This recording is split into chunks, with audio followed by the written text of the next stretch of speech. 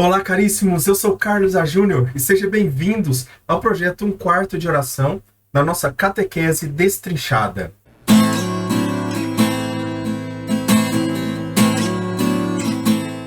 Eu preciso fazer esse convite novamente. Se inscreve no canal, deixa o seu like, compartilha esse vídeo com outras pessoas também, compartilha no seu WhatsApp, compartilha no Instagram, compartilha no pessoal, com as pessoas, compartilha no seu serviço, para todas as pessoas que você sabe que precisam desse conteúdo, certo? Então, a gente precisa ver uma coisa aqui. Nas duas últimas aulas, nós vimos 16 parágrafos do catecismo. Então, nós vimos 16 parágrafos na parte 1 do batismo e 16 parágrafos na parte 2 do batismo. Agora, na parte 3, como ficaram alguns parágrafos que era para ser semana passada para essa aula, nós totalizamos agora 28 parágrafos. Eu estou tirando aqui se você está olhando aqui, tá 1284 final, mas 1284 são resumo, também conta o resumo ali também. Então são 39, mas tirando 10 ali de resumo, seria um total de 29, 28 parágrafos para a gente estudar hoje. Então, senta que a aula vai ser longa, tá? Se você quiser colocar no modo mais rápido aí, talvez, pode colocar também para economizar também o seu tempo, se for da sua vontade. Porém, essa aula termina hoje. Então, independente se eu gravar, e aqui eu estou gravando, eu não sei, começando a gravar aqui, eu não sei quanto tempo fiquei gravando aqui, se eu fiquei 40 minutos, se eu fiquei 100, se eu fiquei 1 hora, se eu fiquei 1 hora e 20, eu não sei quanto tempo vai ser. Então vamos logo pro vídeo, né, que chega de enrolação, porque se ficar nessa enrolação, aí que o vídeo vai demorar mesmo, né? Bom, como eu disse, parte 3 do sacramento do batismo. Nós somos filhos do Pai. É no batismo que nós somos filhos do Pai. Então, nós temos esse tantinho de conteúdo para ver aqui. É muita coisa, certo? Mas vamos lá que com paciência a gente consegue ver tudo aqui, certo? Vamos lá. Quem pode ser batizado? Então, sim, quais as pessoas que podem receber o batismo? Talvez essa pergunta pareça simples, mas ela tem uma complexidade muito grande. Então, nós precisamos entender o seguinte: quem precisa ser batizado? Quem pode ser batizado? Tem 2 critérios. Ele precisa ser humano e ele precisa ser não batizado. Não dá para batizar uma criatura que não seja humana e não dá para batizar uma criatura que já seja batizada, ou seja, que já seja filho de Deus. Que já seja filho de Deus. Certo? Então, por exemplo, cachorros podem ser batizados? Não. Galinhas podem ser batizadas? Não. Porcos podem ser batizados? Não. Humanos podem ser batizados? Sim. Anjos podem ser batizados? Não. Entende? Então, sim, olhando por esse lado, a gente já entende isso aqui, certo? Somente humanos e somente não batizados. Quem são os catecúmenos? O que são? O que é catecúmeno? Em terras de evangelização recente, os adultos são maioria no batismo. Deixa eu mudar isso aqui. Toda vez eu tento colocar no maior ali, mas não consigo. Então vamos aqui. Em terras de evangelização recente, os adultos são maioria no batismo. São catecúmenos aqueles que se preparam para o batismo. Então todo aquele que se prepara para o batismo, este é catecúmeno, certo? Este está no caminho catecumenal, ou seja, aprendendo, tendo formações para receber os sacramentos de iniciação: batismo, crisma e eucaristia. Batismo, confirmação e eucaristia. Tá? Eu vou me policiar também para falar confirmação, porque é o nome correto do sacramento da crisma, né? Que é a confirmação. Se dispõe a receber os 3 primeiros sacramentos, que são batismo, confirmação e eucaristia. Então, o catecúmeno, ele se dispõe a receber estes 3 sacramentos, certo? E acontece normalmente em terras de recente evangelização. Correto? Continuando aqui. Qual é o fim do catecumenato? Qual é o objetivo do catecumenato? catecumenato tem por finalidade permitir aos novos fiéis serem conduzidos à maturidade de conversão e fé. Então, os fiéis são conduzidos a uma maturidade de conversão e de fé. Ou seja, eles precisam converter as atitudes que eles têm, as atitudes que eles estão tomando, as atitudes que eles... Deixa eu só ajeitar isso aqui. As atitudes que eles estão tendo nas suas vidas, certo? Que não condiz com o Evangelho, que não condiz com a mensagem de Cristo. E são pessoas que precisam amadurecer na fé, ou seja, no conhecimento e na crença da fé da Igreja Católica. Correto? É uma formação e um aprendizado de toda a vida. Ou seja, ele não vai somente receber informação, ele vai também colocar em prática essa informação. Ele vai colocar em prática essa formação. Então, é necessário entender que é um caminho de mão dupla. Ou seja, ele aprende na sua formação com a fé, mas ele também se converte. Mas ele também tem que se converter. Ele também tem que abraçar a fé de uma forma que mude a sua vida. São os novos discípulos que se unem com Cristo, seu mestre. Então, o mestre é Cristo. O mestre é Jesus. Então, todos nós somos discípulos, mas os catecúmenos são os novos discípulos. Convém iniciar os catecúmenos no ministério da salvação e nos costumes evangélicos e na prática dos costumes evangélicos, ou seja, inserir ele no que Cristo fez por nós, na sua salvação, e também inserir no efeito do que Cristo fez em nós, ou seja, no evangelho, na vida nova, na boa nova, na notícia boa, na boa notícia que Deus veio nos dar. Nos ritos sagrados a celebrar em tempos sucessivos sejam introduzidos na vida da fé, ou seja, os catecúmenos são introduzidos na vida da fé, na vida da liturgia e na vida da caridade do povo de Deus. Então, eles são inseridos nessas três realidades, na fé, na liturgia e na caridade com o povo de Deus. Ou seja, eles creem como a igreja crê, eles vivem o que a igreja vive na liturgia e eles fazem, ou eles pronunciam, eles vivem o amor como a igreja vive o amor. E esses catecúmenos já fazem parte da igreja?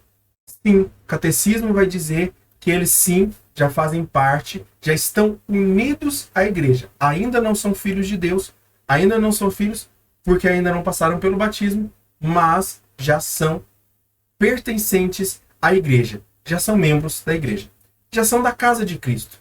Eles levam uma vida de fé, de esperança e de caridade. A Mãe Igreja, diz o Concílio Vaticano II, já os abraça como seus, com amor e solicitude. É aquela pessoa que está sendo abraçada num novo caminho. Então ela decidiu ser abraçada pela Igreja Católica e, obviamente, como mãe, a Igreja Católica abraça essa pessoa com amor e solicitude. Agora vamos falar sobre o batismo das crianças. Falamos aqui, isso é importante falar. Essa parte que nós falamos até agora, falamos sobre o batismo de adultos, certo?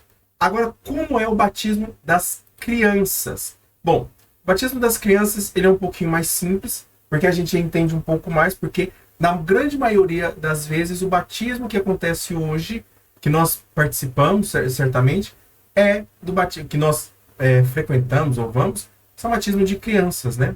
Talvez você não lembre o seu batismo, se você foi batizado quando criança, mas você sabe como é o rito de batismo muito mais do que a própria criança que está passando ali, né? O pecado original e as crianças. Nós nascemos com duas características. Uma natureza decaída e uma natureza manchada pelo pecado original. Ou seja, existem duas naturezas em nós, que a nossa alma, que a nossa natureza, que o nosso ser, ela é... Deixa eu mudar aqui. Que o nosso ser adquiriu com o pecado original. É uma natureza decaída e uma natureza manchada. Ou seja, Uma pessoa que caiu na lama e continuou na lama e ela não consegue sair da lama. Pensa no exemplo que eu dei sobre o rio. Vocês lembram daquele exemplo que eu falei sobre o rio? Da concupiscência, que nascemos no rio porque nossos primeiros pais pularam no rio e não conseguem sair. Esse exemplo da lama também é melhor ainda. Imagina um rio de lama.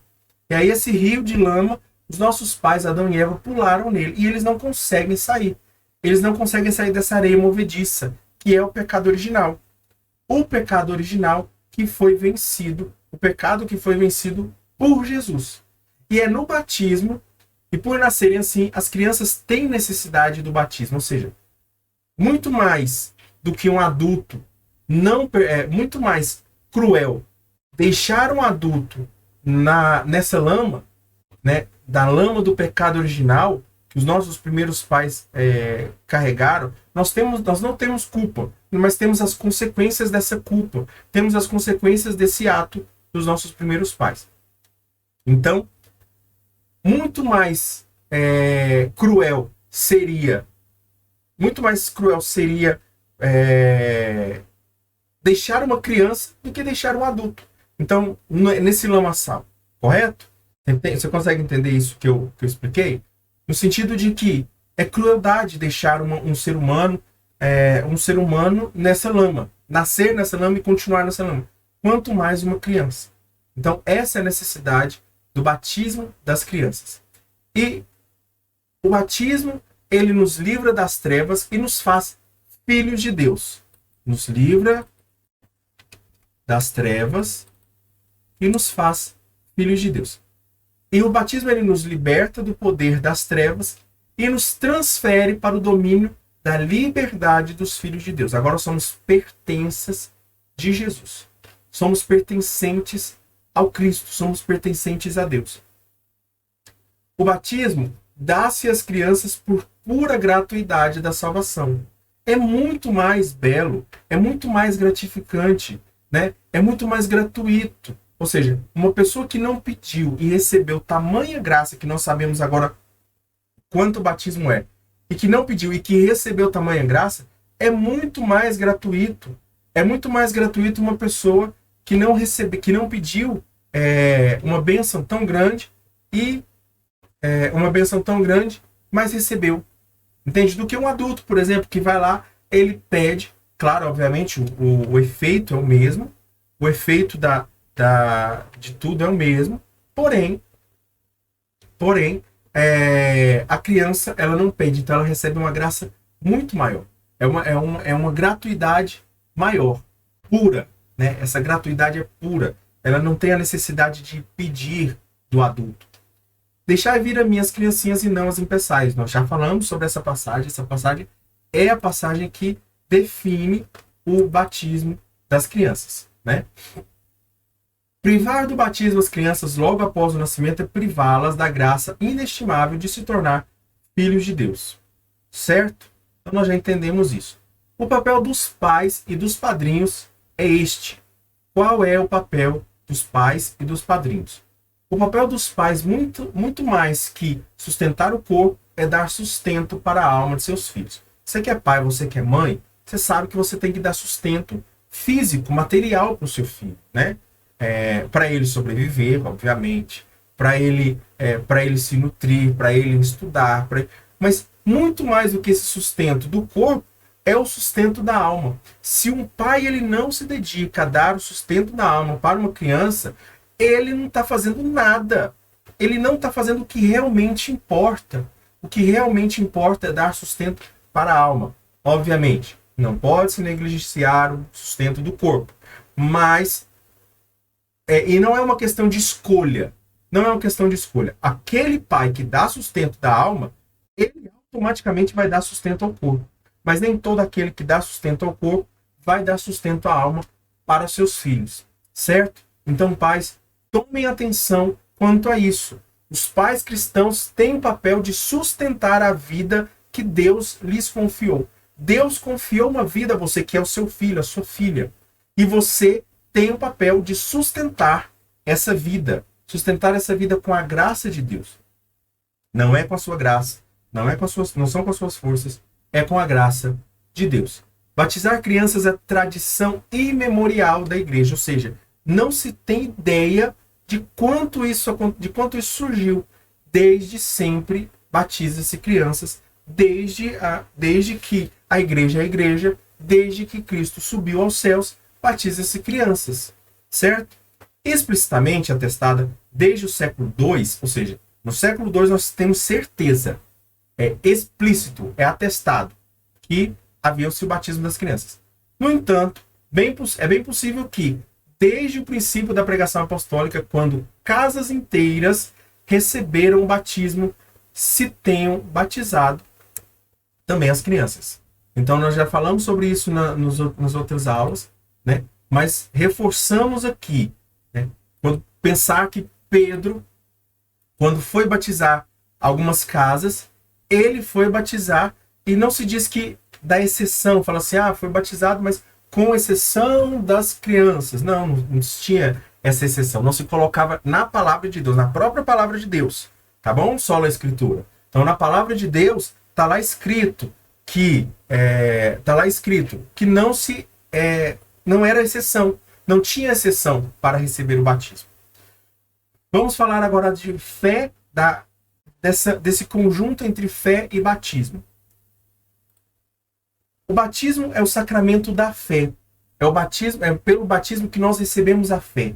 Só na fé da igreja é que cada um dos fiéis pode crer. Então, ou seja, nós só podemos crer através do batismo e através dessa fé da igreja. Nós já falamos sobre isso em outras aulas. E nós temos a fé, cremos na fé da igreja, não na fé de Jesus. Jesus é a razão da nossa fé. Nós cremos na fé com a fé da igreja. A mesma fé deve ser a mesma fé. Caso não, nós estamos sendo hereges. Caso nós não... mas eu não estou... não estou concordando com a igreja, mas não tenho consciência. Não, mas não é heresia, neste caso, obviamente. Mas nós precisamos entender esse seguinte.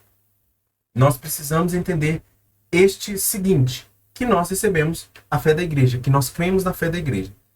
Mas eu não concordo com isso. Então concorde. Então peça o Espírito Santo para concordar. Porque se Deus deu autoridade à igreja e não a você, quem é você para falar sobre a autoridade da igreja? É o Cristo que deu a autoridade para a igreja. Não se requer uma fé perfeita e amadurecida para o batismo, mas um princípio de fé, é uma fagulha. Nós precisamos apenas de uma fagulha para encher esse incêndio, para crescer o incêndio da fé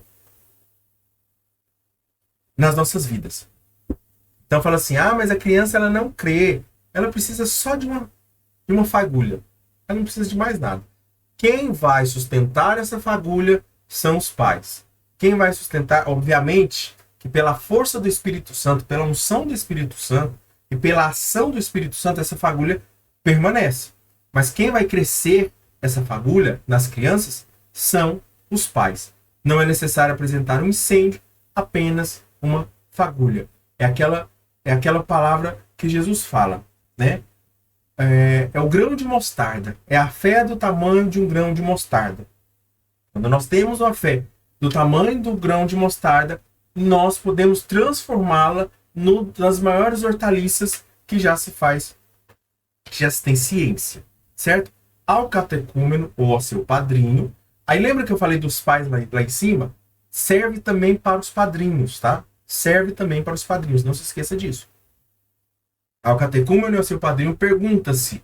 E aí, isso aqui eu já vi muita gente errando. Gente, eu já vi gente errando isso. Eu já vi gente que foi batizar os filhos, ou o padrinho também que foi batizar o afilhado, que aí o padre pergunta assim, que pedis à igreja? Ou seja, o que vocês pedem para... O que vocês vieram fazer aqui? O que vocês vieram fazer aqui? E ele responde. O padrinho, ou o pai, ou a mãe, responde, né? No caso, ou o catecúmeno, se ele for adulto, ele responde. Eu peço a fé. Na verdade, ele só responde isso. A fé. Basta isso que já é o suficiente, tá? Então, são essas palavras que o catecúmeno ou o padrinho deve dizer. A fé deve crescer. A fé deve crescer. Adultos e crianças batizados são chamados a crescer na fé da igreja após o batismo. A vigília pascal, então, são chamados a crescer. Essa fagulha precisa crescer, certo? A vigília pascal é celebrada para renovar as promessas batismais. Então, nós fazemos a renovação das promessas batismais. Nós não batizamos de novo, mas fazemos a renovação das promessas batismais, daquilo que nós prometemos, daquilo que Cristo nos prometeu, não somente daquilo que nós prometemos a Cristo, mas também aquilo que Cristo nos prometeu no batismo. Uma renovação acontece. Uma preparação para o batismo leva até a porta, mas só o batismo faz entrar. Então, ou seja, essa preparação para o batismo é o catecumenato, né? É uma formação ali breve para receber o batismo. Mas é só o batismo que faz entrar de fato. Como eu disse, né? A pessoa ela tá ali no lote. Ela tá chegando na casa. Ela entrou na casa. Ela tá ali pertinho, mas ela não entrou ainda. Então, o catecúmeno, ele ainda não entrou. Mas após ser batizado, o neocatecúmeno, né? O neófito, como nós falamos na outra aula, ele, após esse batismo, ele já se torna filho de Deus. Como desenvolver a fé? Para crescer na fé recebida do batismo, e aqui o catecismo ele vai nos dar a direção. Você que eu sou fraco na fé, a minha fé é muito fraca. Primeira coisa, essa fé não é fé sentimento, tá bom, gente? Essa fé não é um sentimento. A fé não é um sentimento. O amor não é um sentimento e a esperança não é um sentimento. São virtudes. São virtudes. E como virtudes, elas podem ser trabalhadas. Porque sentimentos não podem ser trabalhados. Sentimentos, hora e outra, eles oscilam, eles vacilam, mas as virtudes não. Por isso Deus nos deu virtudes e não sentimentos de fé, esperança e caridade. Obviamente, pode se manifestar dessa forma, mas não é dessa forma que Cristo nos quer que nós manifestemos. E aí eu quero te falar o que o catecismo ele vai dizer, como nós devemos agir. Como nós devemos agir com relação à nossa falta de fé. Primeira coisa, os pais devem ajudar, os padrinhos devem ajudar. Aqui está a importância do padrinho. Aqui está a importância do padrinho. Então, você que é padrinho de batismo, de batismo, nós estamos falando dele aqui, desse sacramento, você tem a obrigação de fazer o seu afilhado crescer na fé. Se você não é presente fisicamente por alguma contrariedade, né, por alguma contratempo, né, se você ainda não é presente, pelo menos na oração, rezar todos os dias pelos seus afilhados. Você não precisa falar o nome, é só apresentá-los como afilhados, né, e o Espírito Santo vai até eles. O Espírito Santo age neles. Como deve ser o padrinho e a madrinha? São pessoas de fé sólida, são pessoas capazes e preparadas para ajudar o batizado. Gente, não é todo mundo que é preparado para a vida toda, mas pelo menos preparado para ajudar o batizado, nesses mínimos detalhes. Então, assim, no mínimo, ela deve saber, ela deve conhecer o catecismo. Esse curso aqui, esse livro aqui, ele nada mais é do que a explicação exata de como a igreja quer que todos vivam.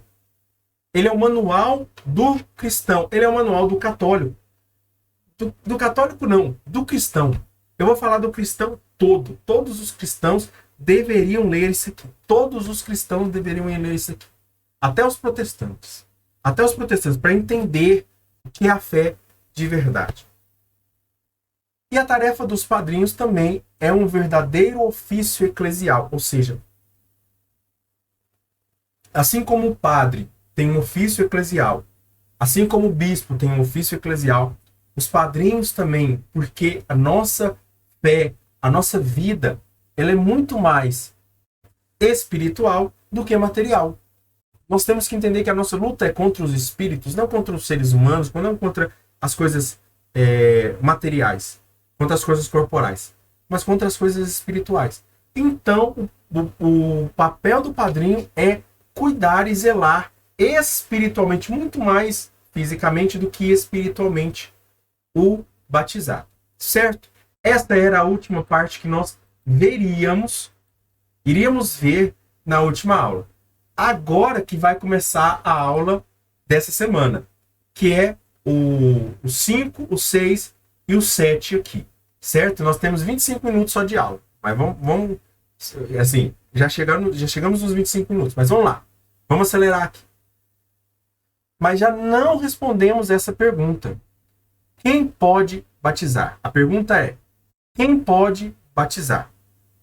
Nós não respondemos essa pergunta, nós respondemos quem recebe o batismo, quem pode receber o batismo. Nós falamos isso agora há pouco. Agora, quem pode batizar, ou seja, quem pode ministrar o sacramento do batismo? Não respondemos porque respondemos o que quem pode receber. Esta pergunta é quem pode ministrar o batismo. E há dois ministros ordinários, há dois ministérios, o ordinário e o extraordinário no batismo. Mas assim, quando eu falo extraordinário, é muito extraordinário, assim, é coisa assim de acontecer uma vez. Você vai conhecer uma pessoa que foi batizada dessa forma, assim, uma vez na vida e olha lá, assim, se você tiver uma sorte muito grande. Olha lá. Bom, então, os ministros ordinários, os ministros mais comuns do sacramento do batismo são, na Igreja Latina, o bispo, o presbítero e o diácono. Ou seja, o diácono pode, seja o diácono permanente ou o diácono provisório, é isso mesmo, acho que é provisório mesmo, talvez tenha uma outra palavra. Mas o diácono permanente é aquele que é casado e se torna diácono. O diácono provisório é aquele que está em processo, é o seminarista que se tornou diácono, já não é mais seminarista, ele se tornou diácono e vai receber o sacramento da ordem. Então, o diácono, o presbítero, seja ele permanente ou provisório, o presbítero, que é o padre, ou seja, o sacerdote, né, por excelência, e o bispo, que é sacerdote também, e é por excelência também o dispensador dos sacramentos, certo? Para toda a arquidiocese, para toda a diocese que ele conduz.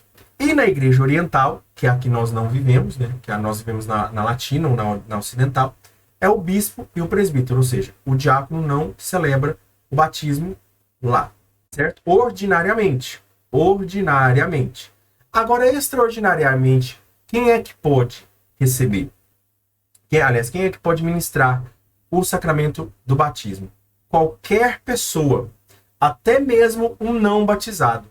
Até mesmo uma pessoa não batizada pode batizar alguém. Mas existem condições para isso. Bom, existem condições, não é tipo... Por isso que eu falei, é extraordinariamente. Extraordinariamente. Então, vamos lá. Seja em caso de extrema necessidade. Vou colocar aqui, seja em caso de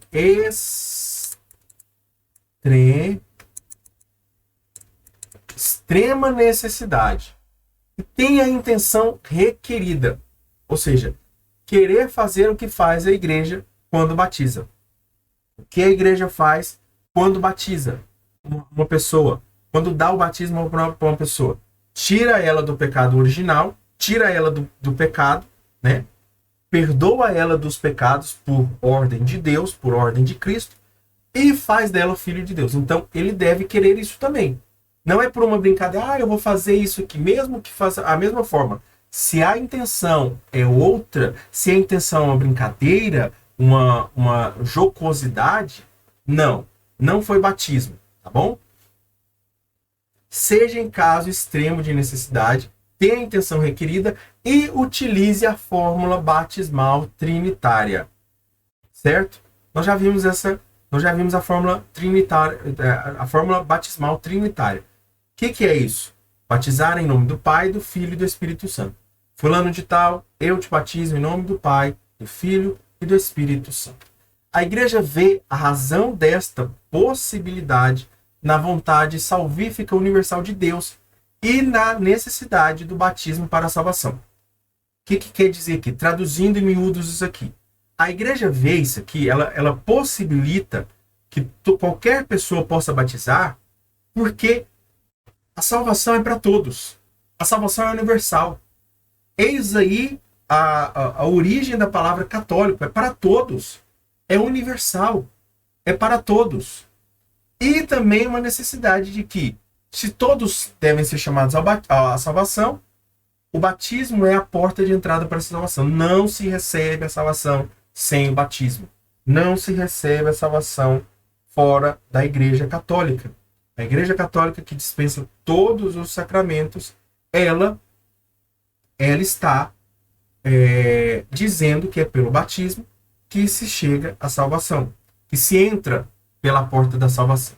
Certo? Vamos agora para a quarta ou para a sexta parte, a necessidade do batismo. Qual é a necessidade do batismo? Então já vimos aqui então aqueles que podem ministrar o batismo, e agora vamos ver a necessidade do batismo. Por que o batismo é tão importante? Bom, apesar que eu já respondi várias vezes essa pergunta aqui, mas a gente vai minuciar agora como o catecismo disse, como o catecismo deseja. Por que precisamos do batismo?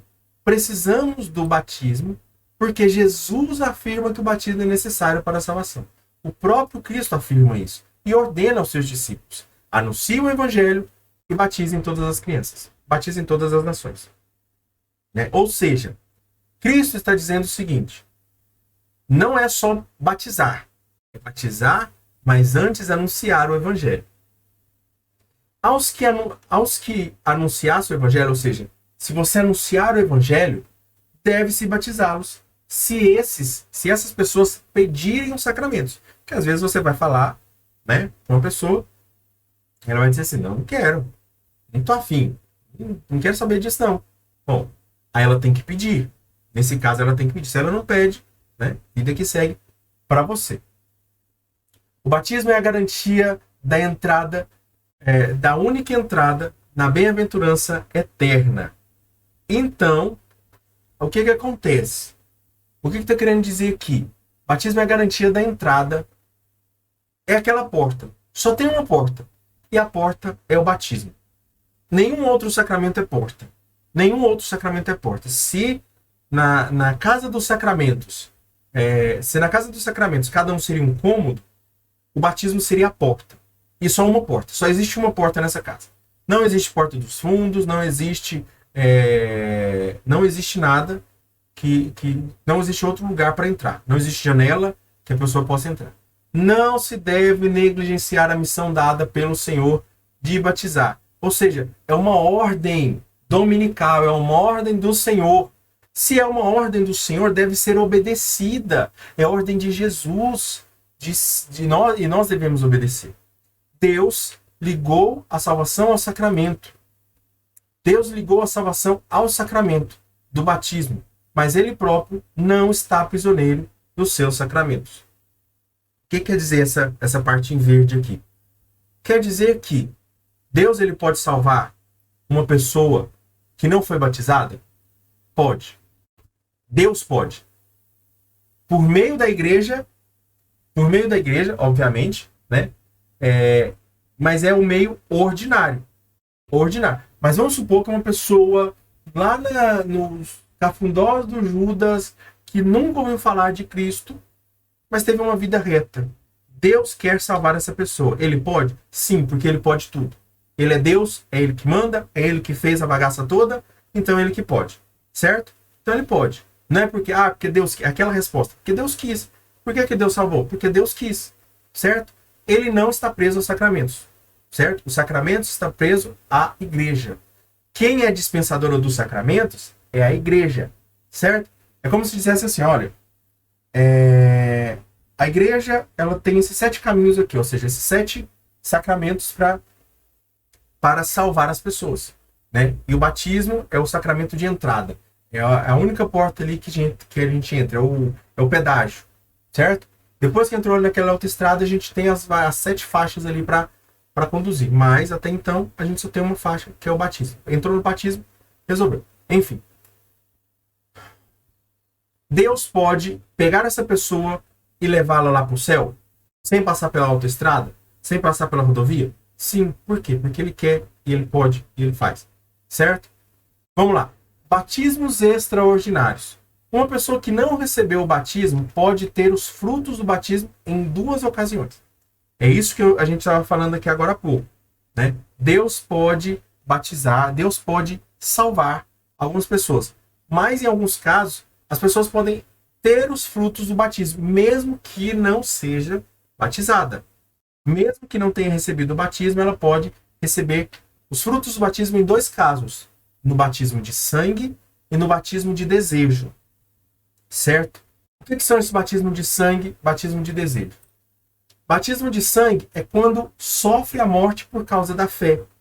Estes são os mártires mesmo sem batizar. Vamos supor que um muçulmano, eu li um livro falando assim, o preço a pagar por me tornar cristão. O nome do livro grosso é O Preço a Pagar. E aí o subtítulo é Por me tornar cristão. É a história de um muçulmano que ele se converte ao catolicismo.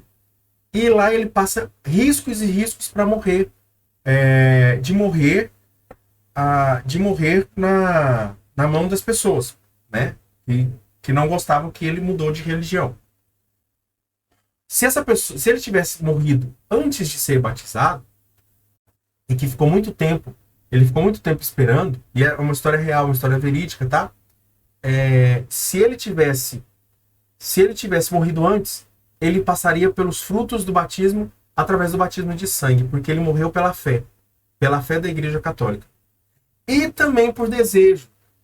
Eu quero me batizar, eu estou me preparando para batizar, ou eu estou preparando o meu filho para batizar.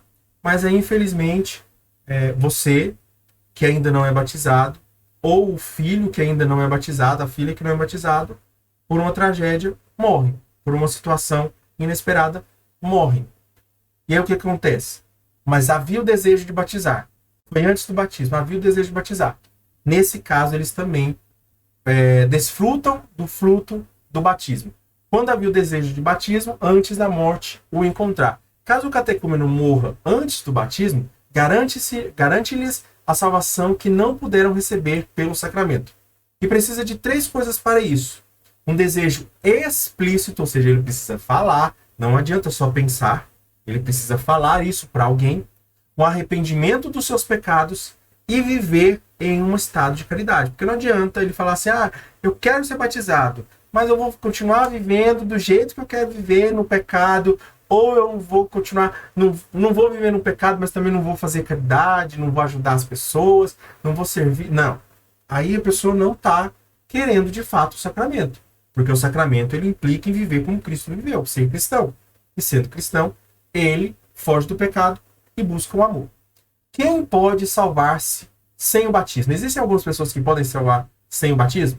Parágrafo 1260 vai dizer que Cristo morreu por todos e para a salvação de todos. A vocação de todo homem é a vocação divina, ou seja, Deus chama o homem para si. Deus chama o homem a si. Todos têm a possibilidade de se associarem a este mistério pascal. Então todos são chamados à festa. Pode salvar-se aquele que, por não chegar a conhecer o Evangelho de Cristo e da sua igreja, mas, aquela pessoa novamente que está lá no cafundó do Judas, né? Que está lá longe, ela nunca ouviu falar do Evangelho, ela não conheceu o Evangelho, mas ela procura a verdade e faz a vontade de Deus conforme o conhecimento que dela tem. Ou seja, eu acho que Deus, que existe uma divindade, que essa divindade quer que eu faça isso, quer que eu ajude, quer que eu faça o bem, quer que eu faça isso, que eu faça aquilo, e conforme ele acredita naquilo. Ele ainda não recebeu o Evangelho, é uma pessoa que não recebeu o Evangelho. Ele acredita naquilo. Logo, e ele também busca a verdade. Ele procura a verdade, ele procura a essência da verdade. Ele tem sede da verdade. Essa pessoa também, ela pode receber, salvar-se sem o batismo.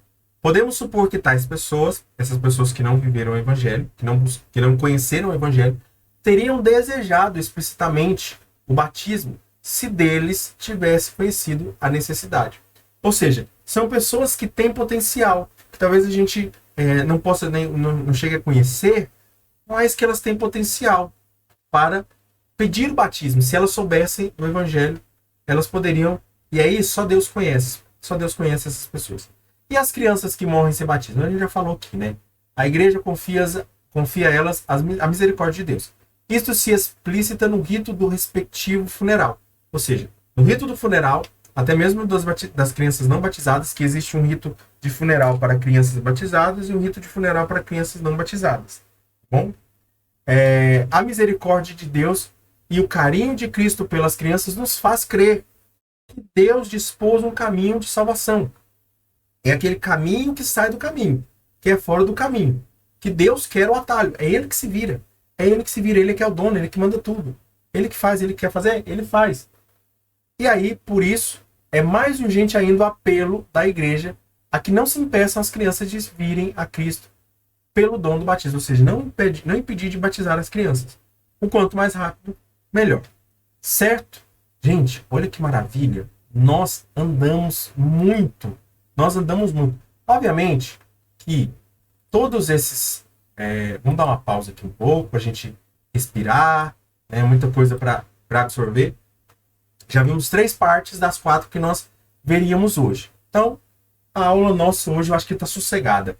Essas 4 partes aqui elas são mais tranquilas. Deixa eu dar uma olhada. Isso. É bem tranquilo. É bem mais tranquilo do que se imagina. Então, vamos lá. Então vai dar para a gente terminar em 1 hora mais ou menos esse vídeo, graças a Deus. Quais são os efeitos do batismo? A gente já viu as necessidades do batismo. Agora, quais são os efeitos do batismo? Os diferentes efeitos do batismo são significados pelos elementos do rito sacramental. Os diferentes efeitos do batismo são significados, ou seja, tem um significado, tem um sinal nos elementos do rito sacramental.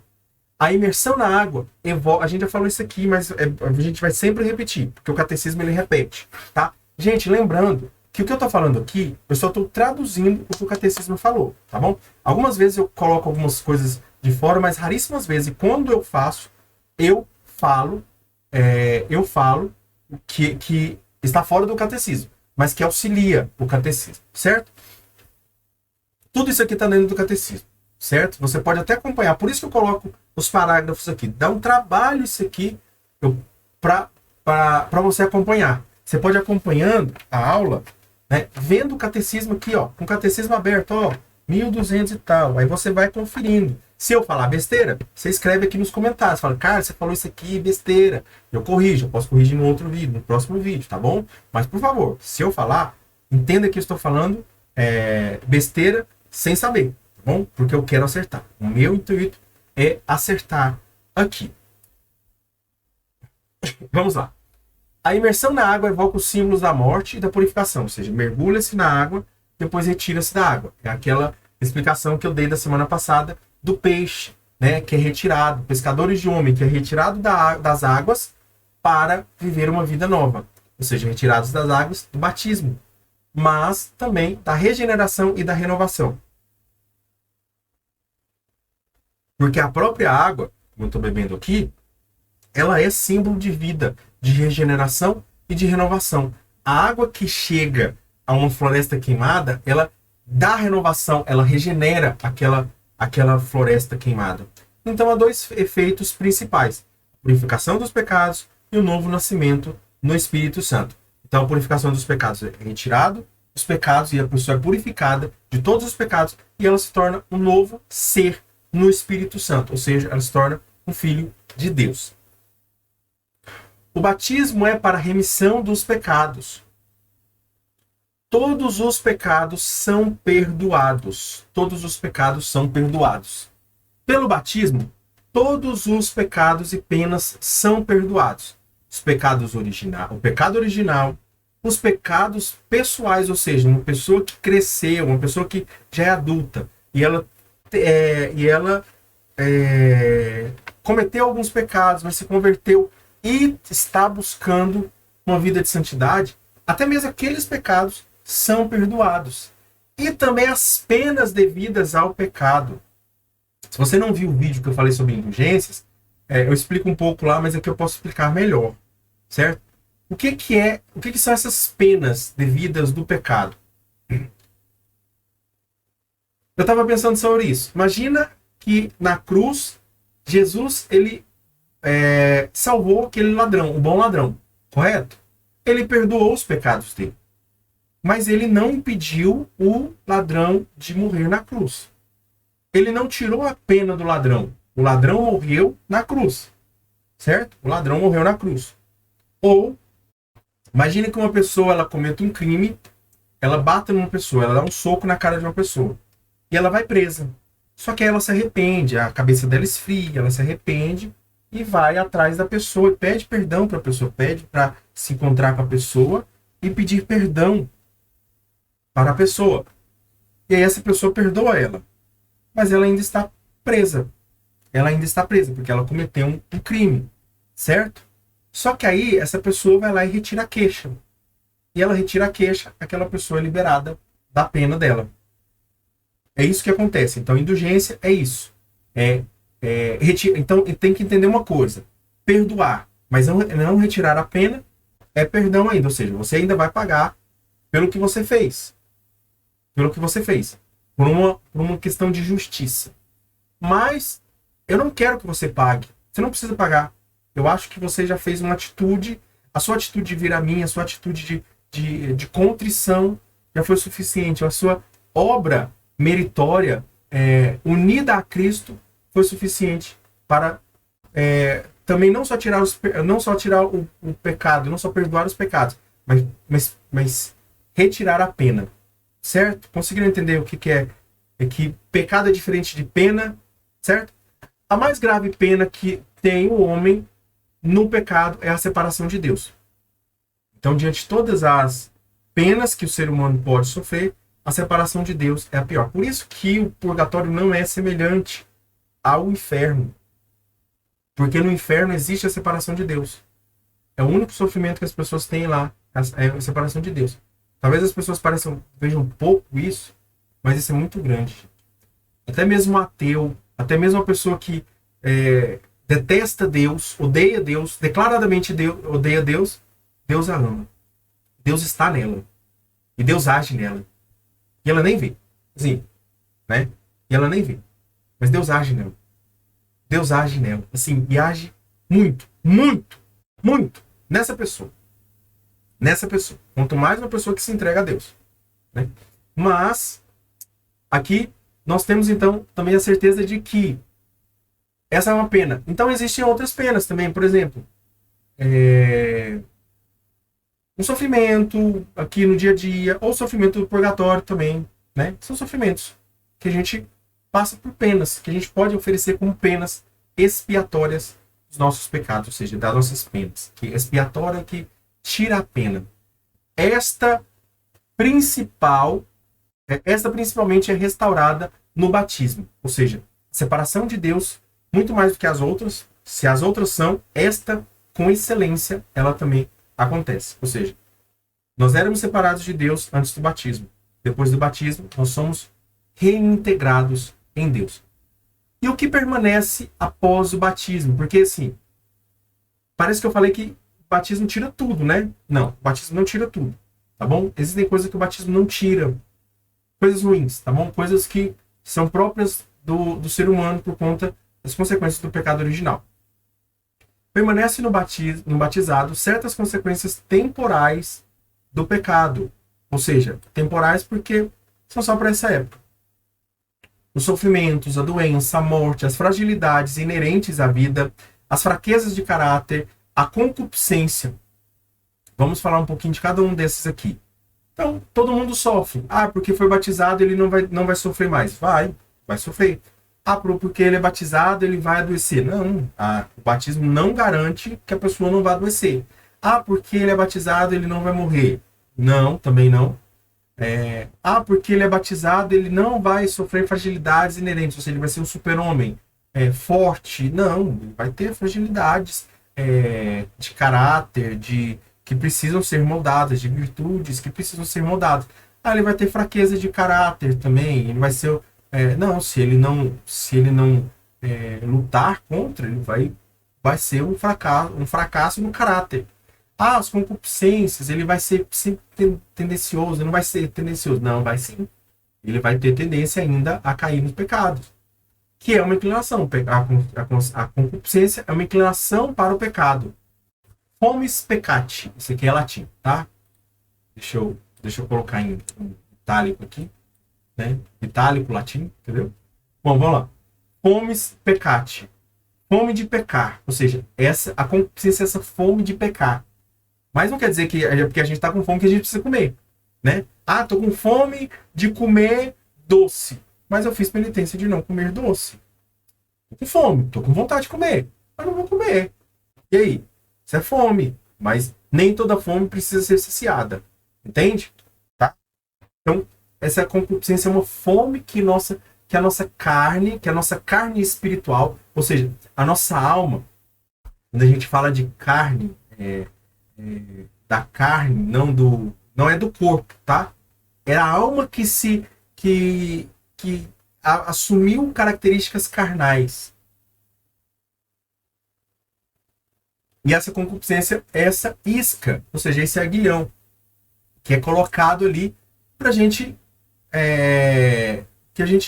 que o peixe ele vai atrás, né? 2 Timóteo vai dizer o seguinte: deixada para os nossos combates, a concupiscência não pode fazer mal àqueles que, não consentindo nela, resistem corajosamente pela graça de Cristo. Bem pelo contrário, aquele que tiver combatido segundo as regras será coroado. Né? Isso aqui é fazendo referência a 2 Timóteo 2. 2 Timóteo 2, 5. Ou seja, a pessoa pode ter concupiscência, mas se ela não ceder à concupiscência, ela está em Cristo. Ela está em Cristo. Certo? Continuando. É uma nova criatura. A pessoa que passa pelo batismo é uma nova criatura. E essa nova criatura nós chamamos de neófito. Neófito, que é do latim, neophytos, que é a nova planta. Planta porque ela é inserida, ela é introduzida, ela é transplantada no corpo de Cristo. É a pessoa na videira. É a pessoa que vai receber o batismo ou recentemente batizada. É a pessoa que é recentemente batizada. Corresponde ao que foi recentemente plantado. Pode ser chamado de catecúmeno, pode ser chamado de neófito, mas catecúmeno tem a ver mais com formação e neófito tem a ver com esse tempo, esse temporal. Essa característica temporal, certo? Também pode ser chamado uma nova criatura, um filho adotivo de Deus, tornado participante da natureza divina, membro de Cristo, cordeiro com ele, ou templo do Espírito Santo. Ele pode ser chamado dessas várias formas. A gente vai se adentrar muito nisso aqui porque não tem necessidade. É só uma outra forma de dizer que o cara é neófito. Que a pessoa é neófita. Neófito. O que é a graça santificante? É uma graça conferida pela Santíssima Trindade. É a graça da justificação. E ela concede as virtudes teologais, os dons do Espírito Santo e as virtudes morais. Certo? Vamos só. Não, peraí. Meu Deus, o que está acontecendo, gente? Bom, enfim, é que eu estava tentando fazer outra coisa aqui. As virtudes teologais são as virtudes que torna capaz de crer em Deus, esperar nele e o amar. Crer, esperar e amar. Fé, esperança e caridade. Então são virtudes que fazem capaz. Nós só podemos crer, esperar e amar em Deus pelo batismo. O não batizado não pode crer, esperar e amar Deus.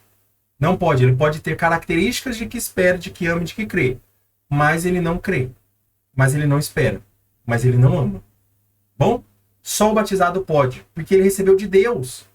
É da Santíssima Trindade que nós recebemos isso. Nós não recebemos isso por uma intuição humana. Mas é por uma efusão e infusão divina. Infusão divina, na verdade.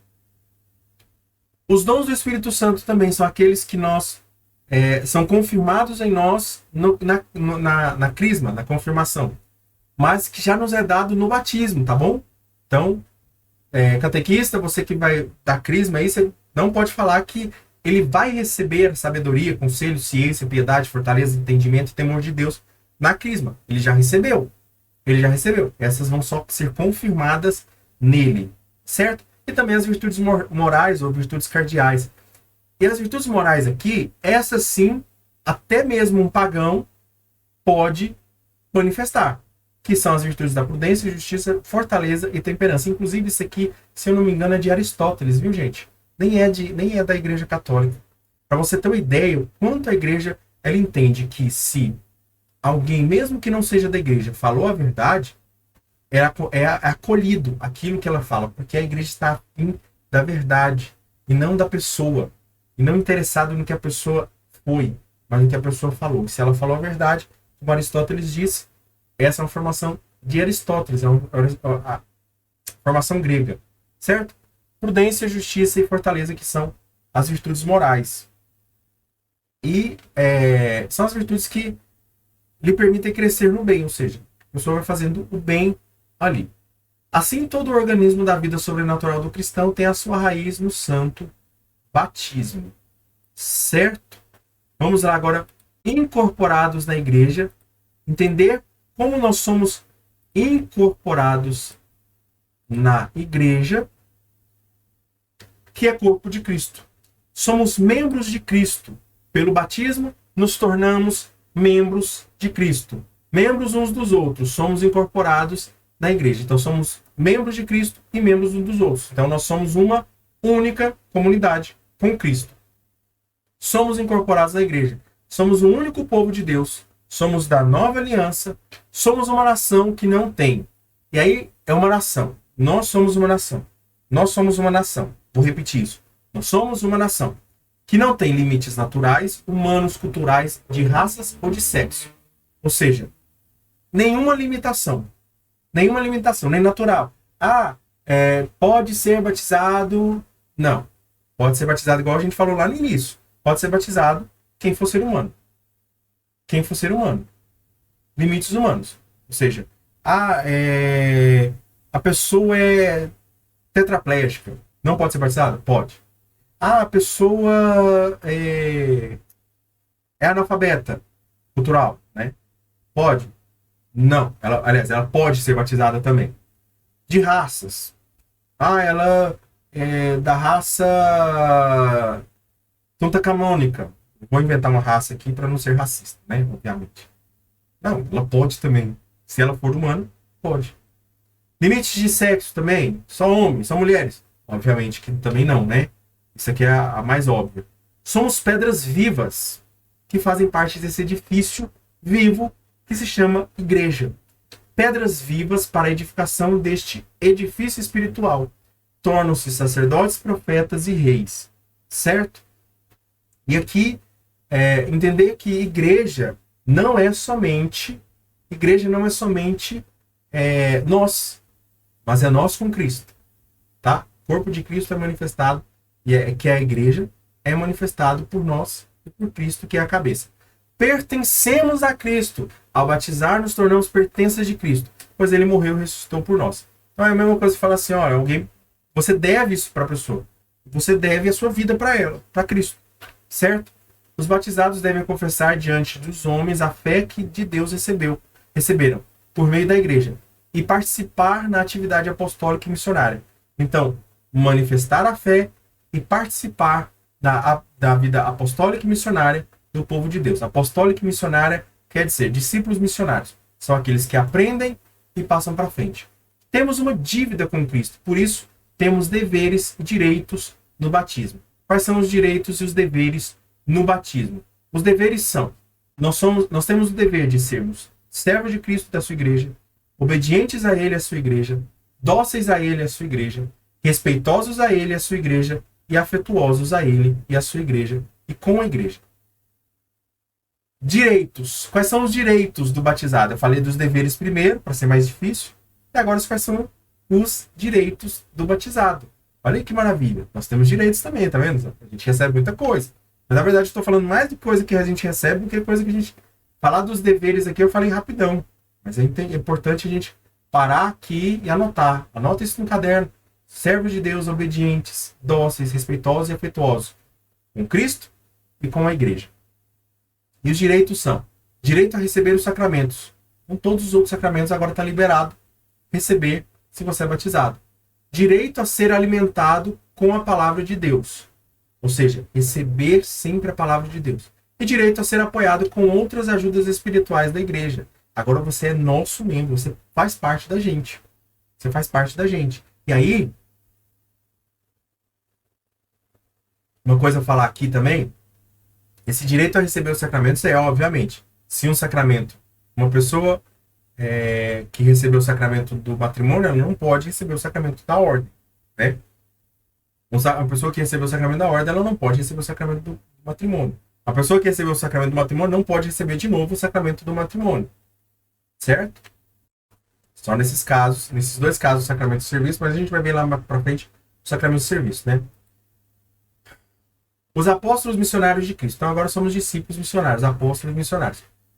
Os batizados devem confessar diante de Deus a fé que de Deus receberam e participar na atividade apostólica missionária. Isso aqui a gente já falou aqui em cima. Nós já falamos aqui em cima. Então, prossegue. Segue o baile. O vínculo sacramental da unidade dos cristãos. Nós estamos terminando. Faltam só 4 parágrafos para nós terminarmos a nossa aula. Achei que ia ser mais longa, viu, gente?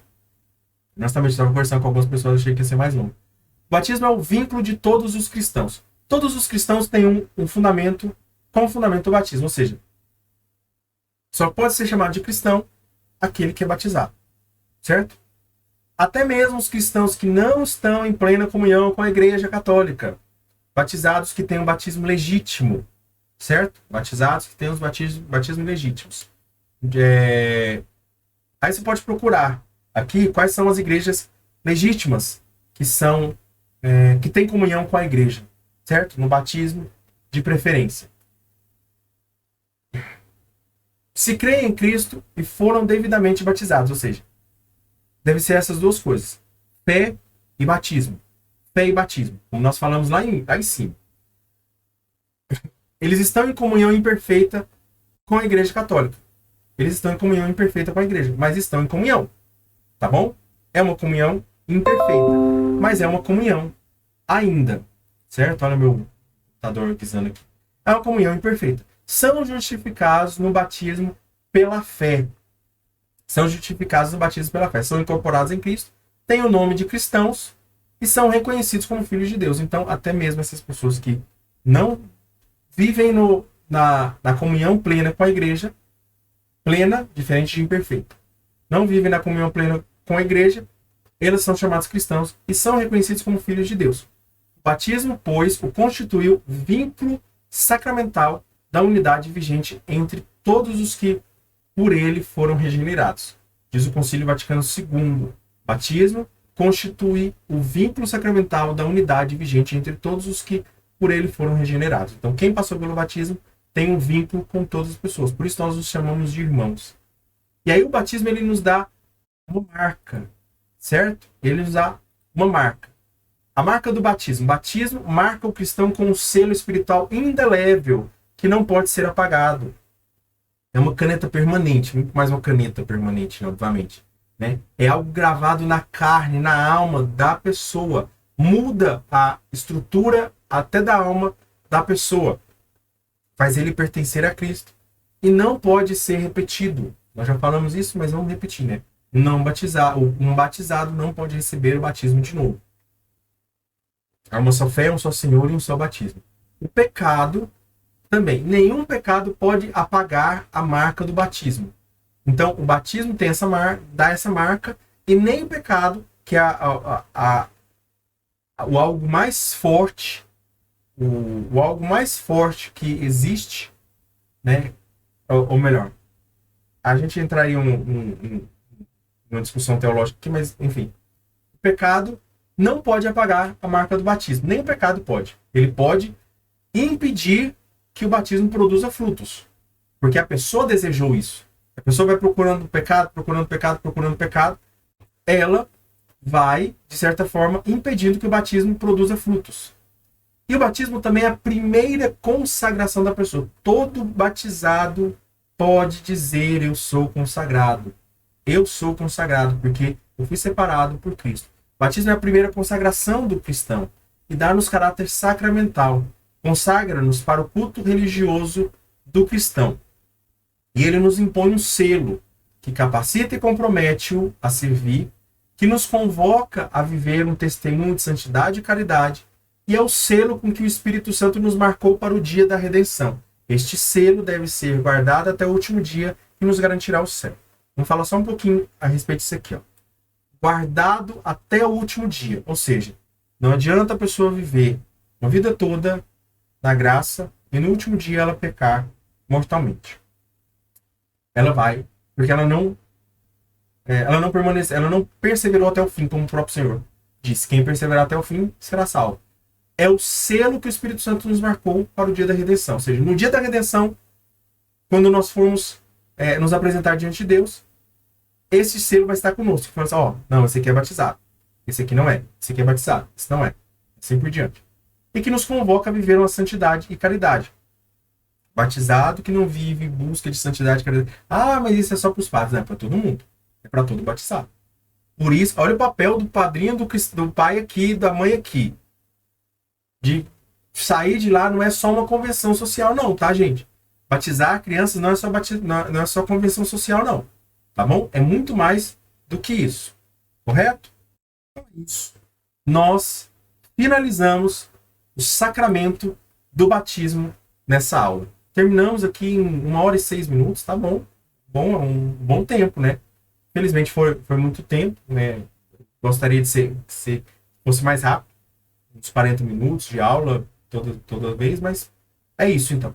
Então não se esquece, se inscreva no canal, deixe seu like, compartilhe esse vídeo com outras pessoas.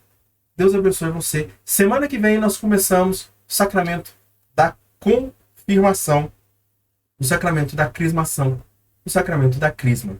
Certo? Ah, eu não falei, né?